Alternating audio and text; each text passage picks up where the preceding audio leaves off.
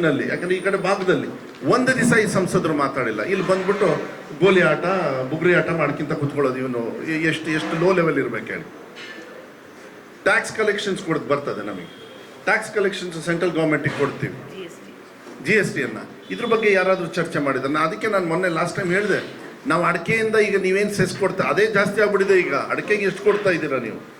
ಅದನ್ನು ವಾಪಸ್ ತಂದ್ರೇ ಸಾಕು ನಮಗೆ.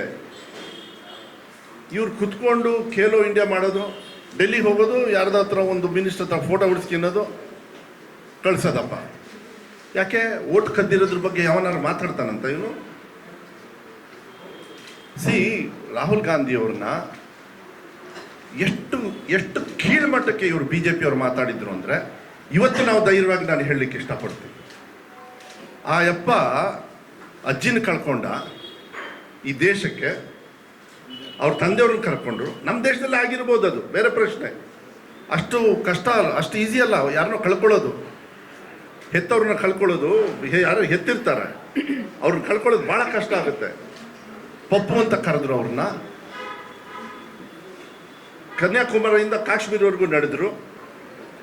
ಈಗ ಓಟು ಚೋರಿ ಹೋಗ್ತಾ ಇದೆ ಅಂತ ಹೇಳ್ತಾರಲ್ಲ, ಎಷ್ಟು ಚೆನ್ನಾಗಿ ಎಷ್ಟು ಜನರು ಅವ್ರ ಪರವಾಗಿ ನಿಂತಿದ್ದಾರೆ ಅಂದರೆ. ಸಾಮಾನ್ಯ ಜನರಿದ್ದಾರೆ, ತಿಳ್ಕೊಳ್ಬೇಕಾಗತ್ತೆ. ಈಗ BJP ಅವ್ರದ್ದು ಢೋಂಗಿ ಐತಲ್ಲ, ಇನ್ನು ಹೆಂಗೆ ಬೀಳುತ್ತೆ, ಜನರು ಯಾವ ರೀತಿ ನಿಮ್ಮನ್ನು ಟ್ರೀಟ್ ಮಾಡ್ತಾರೆ ಅಂತೇಳಿ ಹುಷಾರಾಗಿರ್ಬೇಕಾಗುತ್ತೆ. ಧರ್ಮಸ್ಥಳಕ್ಕೆ ಹೋಗ್ತಾರೆ, ನಾನು ಇಲ್ಲ ಅಂತ ಹೇಳಿಲ್ಲ. ಯಾವಾಗ ಸಿಕ್ಕಿಲ್ಲ, ಇನ್ನೂ ಅದು ಇನ್ವೆಸ್ಟಿಗೇಷನ್ನೇ ಮುಗ್ದಿಲ್ಲ. ಈ BJP ಅನ್ನೋಂಥ ದಡ್ಡರು ಇನ್ಯಾವನೂ ಇಲ್ಲ ತಿಳ್ಕೊಳ್ಳಿ. ಇನ್ನು ಇನ್ವೆಸ್ಟಿಗೇಷನ್ ನಡೀತಾ ಇದೆ. ಹೋಮ್ ಮಿನಿಸ್ಟ್ರು ವಿಧಾನಸೌಧದಲ್ಲಿ ಕ್ಲಿಯರ್ ಆಗಿ ಹೇಳಿದ್ದಾರೆ, ಇವ್ರಿಗೇನು ಶವ ಸಿಗ್ಲಿಲ್ಲ ಅಂತ ಹಾಗೆ ಹೊಡೆದೇ ಬಿಟ್ರು ಪಲ್ಟಿನ. ಧರ್ಮಸ್ಥಳ ಏನು ಯಾತ್ರೆ, ಇವತ್ತು ಈಶ್ವರಪ್ಪರು ಹೋಗಿರಬೇಕು, ಹೋಗಲಿ, ಅವರು ಧರ್ಮಸ್ಥಳ ಪರವಾಗಿ ನಿಂತ್ಕೊಳ್ಳಿ. ಬಟ್ ಏನೋ ಒಂದು ಪ್ರಶ್ನೆ ಬಂದಾಗ ನಾನು ನಿಮಗೆ ಕೇಳ್ತೀನಿ. ಈಗ ನನಗೆ ಯಾರೋ ಒಬ್ಬರು ಪ್ರಶ್ನೆ ಕೇಳ್ತಾರೆ BJP ಅವರು ಅಂತ ಹೇಳ್ತೀನಿ, ಉತ್ತರ ಕೊಡಬೇಕೋ ಬೇಡ ಅಂಥೇಳಿ ನಾನು ತೀರ್ಮಾನ ಮಾಡಬೇಕು. ಧರ್ಮಸ್ಥಳಕ್ಕೆ ತುಂಬ ನಂಬಿಕೆ ವಿಶ್ವಾಸದಿಂದ ಜನರು ಹೋಗ್ತಾರೆ. ಅಲ್ಲೊಂದು ಕಳಂಕ ಬಂದಾಗ ರಾಜ್ಯ ಸರ್ಕಾರದವರು ಅದನ್ನ ಚೆಕ್ ಮಾಡಿ ಹಾಗೆ ಬಿಡಬೇಕಾ, ಚೆಕ್ ಮಾಡಬೇಕಾ ಹೇಳಿ ನೋಡೋಣ. ಆಮೇಲೆ ಇನ್ನೂ ಇನ್ವೆಸ್ಟಿಗೇಷನ್ ಮುಗ್ದಿಲ್ಲ, ಅದೇನಾಗುತ್ತೆ ಅದು ಬೇರೆ ಪ್ರಶ್ನೆ. ಅದು ರಾಜಕೀಯ ತೊಗೊಂಬರೋದೈತಲ್ಲ. ಅದಕ್ಕೆ ನಾನು ನಿನ್ನೆ ಮಾಧ್ಯಮದವ್ರು ನೀವು ಕೇಳಿದ್ರಿ, ನಂಗೆ ಸಡನ್ನಾಗಿ ಅದಕ್ಕೆ ತಲೆಗೆ ಬಂದಿದ್ದು. ಯಾಕೆ ಪ್ರಜ್ವಲ್ ವಿಚಾರಕ್ಕೆ ನಿಖಿಲ್ ಹೋಗಿದ್ರಂತ ಸಂತ್ರಸ್ತರು ಮನೆಗೆ. ನಮ್ಮನೆ ಹೆಣ್ಣುಮಕ್ಳಿಗೆ ಹಂಗಾಗಿದ್ದಿದ್ರೆ ಎಲ್ಲ ಹಲ್ಕಿಸ್ಕೊಂಡು ಕೂತ್ಕೊತಾ ಇದ್ವ ನಾವು. ನಿಖಿಲ್ ಅವ್ರಿಗೆ ನಾನು ಕೇಳಲಿಕ್ಕೆ ಇಷ್ಟಪಡ್ತೀನಿ, ರಾಜ್ಯ ಪ್ರವಾಸ ಮಾಡಿಬಿಟ್ಟಿದ್ದೀನಿ. ಯಾಕೆ ನಾ ಪಕ್ಷದಲ್ಲಿ ಇದ್ದವ್ ನನಗೆ ಚೆನ್ನಾಗಿ ಗೊತ್ತಿದೆ ಅಲ್ಲಿ ಹಣ ಬರ ಏನು ಅಂತ.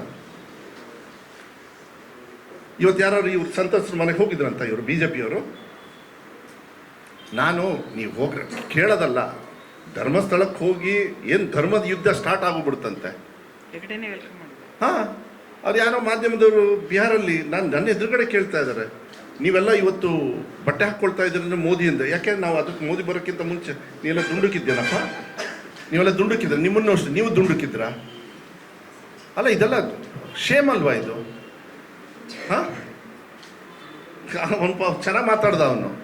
ನೀವು ಹಾಳು ಮಾಡಿದ್ದೀರಿ ನರೇಂದ್ರ ಮೋದಿನೇ, ಶೇರ್ ಅಂತ ಕರೆದು. ಅವನು ಮನುಷ್ಯ, ಅವನು ಹುಲಿ ಅಲ್ಲ ಅಂತ. ಶೇರ್ ಅಂದ್ರೆ ಹುಲಿನ ಸಿಂಹನ? ನಾನು ಹೇಳೋದು, ಈ ಮೀಡಿಯಾನ ಯೂಸ್ ಮಾಡಿ ಆ ಮಟ್ಟಕ್ಕೆ ತಗೊಂಡೋಗ್ಬಿಟ್ಟು ಈಗ ಒಂದು ದಿವಸ ಒಂದು ಪ್ರೆಸ್ ಮೀಟ್ ಮಾಡಿಲ್ಲನ್ರಿ ರಾಹುಲ್ ಅವರು. ಆಯಿತು, ಓಟ್ ಚೋರಿ ಆಗಿರೋದು. ಇವತ್ತು ಎಲೆಕ್ಷನ್ ಕಮಿಷನರ್ ಅವರು ಏನು ಹೇಳ್ತಾ ಇದ್ದಾರೆ, ನಮಗೆ ಪ್ರೂಫ್ ಕೊಡಿ. ಪ್ರೂಫ್ ನಾವು ಕೊಡಬೇಕಾ? ಮಹದೇವಪುರದಿಂದ ಸ್ಟಾರ್ಟ್ ಆಗಿರೋದು ಅದನ್ನೆಲ್ಲ ಹೇಳಿದ್ದಾರೆ. ನಾನು ಅದನ್ನ ಮತ್ತೆ ಹೇಳೋದಕ್ಕೆ ಹೋಗೋದಿಲ್ಲ. ನಾನು ಹೇಳ್ತೀನಿ, ಈ ವಿಚಾರನ ಗ್ರಾಮ ಪಂಚಾಯತಿ ಮಟ್ಟಕ್ಕೆ ನಾವು ತೊಗೊಂಡು ಹೋಗ್ಬೇಕಾಗುತ್ತೆ. ನಾವು ಅಷ್ಟೇ, ನಮಗೂ ಡೈರೆಕ್ಷನ್ಸ್ ಬಂದಿದೆ. ಮೊನ್ನೆ ಬಿಹಾರಲ್ಲೂ ಕೂಡ ನಾವು ಹೋದಾಗ ಕುತ್ಕೊಂಡು ನಾವು ಮಾತಾಡಬೇಕು. ನಮಗೆಲ್ಲ ಇನ್ಸ್ಟ್ರಕ್ಷನ್ಸ್ ಕೊಟ್ಟು ಕಳಿಸಿದ್ದಾರೆ. ಮಾನ್ಯ ಮುಖ್ಯಮಂತ್ರಿಗಳಿಗೆ ಹೇಳಿರ್ತಾರೆ. ಮೋಸ್ಟ್ಲಿ ಅಧ್ಯಕ್ಷರು ಇದ್ದರು, ಬೇರೆ ಬೇರೆ ಅಧ್ಯಕ್ಷರು ಕೆಲವರೆಲ್ಲ ಬಂದಿದ್ರು, ಕೆಲವು ಬಂದಿಲ್ಲ. ಇಲ್ಲ, ನೀವು ಇದು ಗ್ರೌಂಡ್ ಮಟ್ಟಕ್ಕೆ ಹೋಗಿ ನಾವು ವಿಚಾರನ ಫ್ಯಾಕ್ಟ್ ತಿಳ್ಕೊಳ್ಳಿಲ್ಲ ಅಂದರೆ ಏನು ಬೇಕಾಗಿದ್ರು. ನಾನು ನೋಡಿ, ಯಾವುದೇ ಹಿಂದಿನ ಚುನಾವಣೆಗಳಿಗೆ ಅದರಿಂದನೇ ಸೋತರು, ಅದರಿಂದನೇ ಗೆದ್ದರು, ಇದನ್ನೆಲ್ಲ ನಾವು ವಿಶ್ಲೇಷಣೆ. ಯಾಕೆಂದರೆ ಜನರ ತೀರ್ಮಾನ ಆಯಿತು, ಮುಗೀತು. ಬಟ್ ನಾಳೆ ಈ ದೇಶ ಈ ಥರ ನಡೆದ್ರೆ ನಾಳೆ ನಿಮಗೆ ಎಲ್ಲಿಗೆ ಬಂದು ಹೊಡೆಯುತ್ತೆ ಅಂಥೇಳಿ ನೆನ್ಪಿಟ್ಕೊಳ್ಳಿ. ನಾಳೆ ಈ ಧರ್ಮ ಅನ್ನೋರಿಂದ ನಾಳೆ ಈ ಧರ್ಮನ ಸಾಯಿಸೋರು ಈ ಧರ್ಮ ಅಂತ ಹೇಳೋರು. ನಾಳೆ ವ್ಯಕ್ತಿನ ಪೂಜೆ ಮಾಡಕ್ಕೆ ಹೋಗ್ತಾರೆ. ತಿಳ್ಕೊಂಬಿಡಿ, ದೇಶನೆಲ್ಲ ಬಿಟ್ಟು ಹರಾಜು ಮಾಡಿ ಬಿಸಾಕ್ತಾರೆ ಇವರು. ಇಷ್ಟು ದಿವಸ ಟ್ರಂಪ್ ಜೊತೆಗೆ ಶೇಕ್ ಹ್ಯಾಂಡ್ ಮಾಡಿದರು. ಏನು ಇವಂದಂತೂ ಯಾರೋ ಚೈನಾದು. ನಾವೆಲ್ಲ ಮಾತಾಡೋಕ್ಕೆ ಚಿಕ್ಕವರು ದೊಡ್ಡವರಲ್ಲ. ನರೇಂದ್ರ ಮೋದಿಯವ್ರಿಗೂ ಒಂದೇ ಹಕ್ಕು, ಓಟ್ ಒಂದೇ. ಮಧು ಬಂಗಾರಪ್ಪಂಗೂ ಒಂದೇ, ನನ್ನ ವಿರುದ್ಧ ಹಾಕಿದವರು ಒಂದೇ, ಎಲ್ಲ ಈಕ್ವಲ್ ಈ ದೇಶದೊಳಗೆ. ಚೈನಾನ ನಾಯಿ ಥರ ನೋಡೋರು ಹೋಗ್ಬಿಟ್ಟಲ್ಲಿ ಶೇಕ್ ಹ್ಯಾಂಡ್ ಹೊಡಿತಾರೆ, ನಾಚಿಕೆ ಆಗಲ್ಲನ್ರಿ. ಅದ್ರ ಬಗ್ಗೆ ನಮಗೆ ಎಷ್ಟು ಅವ್ರ ಜಮೀನು ತಗೊಂಡಿದ್ದಾರೆ ನಮ್ದು ಅಂತ ಅದ್ರ ಬಗ್ಗೆ ಯಾರು ಚರ್ಚೆ ಮಾಡೋರಿಲ್ಲ. ಯಾರು ಚರ್ಚೆ ಮಾಡ್ತಾರೆ ಹೇಳಿ? ಟ್ಯಾಕ್ಸ್ ಬಂದಿರೋದನ್ನ ನಾನು ಹೇಳ್ತಾ ಇದ್ದೀನಿ, they are targeting all non BJP governments. ನಾನು ಮೊನ್ನೆ ಹೋಗಿ ನಾನು ವಿಚಾರಗಳನ್ನು ಕೆಲವು ತಿಳ್ಕೊಂಡೆ ನಾನು ಬಿಹಾರಲ್ಲಿ. ಯಾಕೆಂದರೆ ಎಲ್ಲ ಇಡೀ ರಾಜ್ಯದಿಂದ ಇಡೀ ಬೇರೆ ಬೇರೆ ಕಡೆಯಿಂದನೂ ಕೂಡ ಎಲ್ಲ ಪಕ್ಷದವರು ಬಂದಿದ್ದರು. ಯಾಕೆಂದರೆ ಅಲ್ಲಿ ಕಾಂಗ್ರೆಸ್ ಹೋರಾಟ ಆದರೂ ಕೂಡ ಬೇರೆ ಬೇರೆ ವಿರೋಧ ಪಕ್ಷದವರು ಎಲ್ಲ ಸೇರಿದಾಗ ಎಷ್ಟು ಇನ್ಫಾರ್ಮೇಷನ್ ಅವರು ಹೇಳ್ತಾರೆ ಅಂತ ಹೇಳಿದರೆ ನನಗನ್ಸುತ್ತೆ ಯಾವ ದಿಕ್ಕಿಗೆ ತೊಗೊಂಡು ಹೋಗ್ತಾರೆ ಈ BJP ಅವರು ಅನ್ನೋದನ್ನ ನೀವು ಒಂದು ದಿವಸ ನೋಡಿ ಪತ್ತಂತ ಬೀಳುತ್ತೆ. ಇವತ್ತು ಅವರಿಗೆ ನಿನ್ನೆ ಅಲ್ಲ 1ನೇ ತಾರೀಕು ನಿನ್ನೆ 1ನೇ ತಾರೀಕು ಭಾಳ ಒಂದು ಒಳ್ಳೆ ಅಭಿಪ್ರಾಯವನ್ನು ಕೊಟ್ಟಿದ್ದಾರೆ. ಈ ವೋಟ್ ಚೋರಿ ಅನ್ನೋದಿದೆಯಲ್ಲ, ಡೆಮೋಕ್ರಸಿನ ಮರ್ಡರ್ ಮಾಡಿದವರೇ ಇವರು BJP ಅವರು ಅಂತ ಹೇಳಿದರೆ ತಪ್ಪಾಗಲಾರ್ದು. ಯೂಸಿಂಗ್ ಆಲ್ ದೀಸ್ ಇನ್ಸ್ಟಿಟ್ಯೂಷನ್ಸ್, ಇದನ್ನು ನಾವು ಖಂಡನೆ ಮಾಡಬೇಕಾಗತ್ತೆ. ನಮ್ಮ ಮಾಧ್ಯಮದವ್ರಿಗೆ ನಿಮಗೂ ಕೂಡ ನಾನು ಮನವಿಯನ್ನು ಮಾಡಲಿಕ್ಕೆ ಇಷ್ಟಪಡ್ತೀನಿ. ಈ ದೇಶದ ಹಿತ ದೃಷ್ಟಿಯಿಂದ ಸರಿ ಏನಿದೆ ಅದನ್ನು ನಾವೆಲ್ಲರೂ ಸೇರಿ ತಗೊಳ್ಬೇಕಾದ್ರೆ BJP ಅವರು ಇರಲಿ, ನಾಳೆ ಹಾಳಾಗೋದು ಅವರು ನಮ್ಮ ಜೊತೆಗೆ ನಮ್ಮ ದೇಶ ಹಾಳಾಗ್ತು ಅಂದರೆ BJP ಅವರು ಹಾಳಾಗ್ತಾರೆ, ನಾವೇನಲ್ಲ, ನಾವು ಒಬ್ಬರೇ ಉದ್ಧಾರ ಆಗ್ಬಿಡ್ತೀವಿ ವಿರೋಧ ಪಕ್ಷದವರು ಅಂತ ಹೇಳಲ್ಲ, ಅವರು ಹಾಳಾಗ್ತಾರೆ. ಇದನ್ನೆಲ್ಲ ನಿಲ್ಲಿಸ್ಬೇಕಾಗುತ್ತೆ. ಬಂದ ತಕ್ಷಣ ಭಾವನಾತ್ಮಕ ಮಾತಾಡ್ಬಿಡೋದು ಬೇಡ ಬಿಡಿ. ಮತ್ತೆ ನಾನು ಆ ಸಿಗಂದೂರು ವಿಚಾರಕ್ಕೆಲ್ಲ ನಾವು ಹೋಗೋದಿಲ್ಲ, ಅದು ಬೇಡ. ಅದು ಆ ಟೈಮ್ ಬರ್ತದೆ, ಆ ಟೈಮಿಗೆ ಏನು ಹೇಳಬೇಕು ಹೇಳ್ತಕ್ಕಂಥ ವಿಚಾರಗಳನ್ನು ನಾವು ಮಾಡ್ತೀವಿ.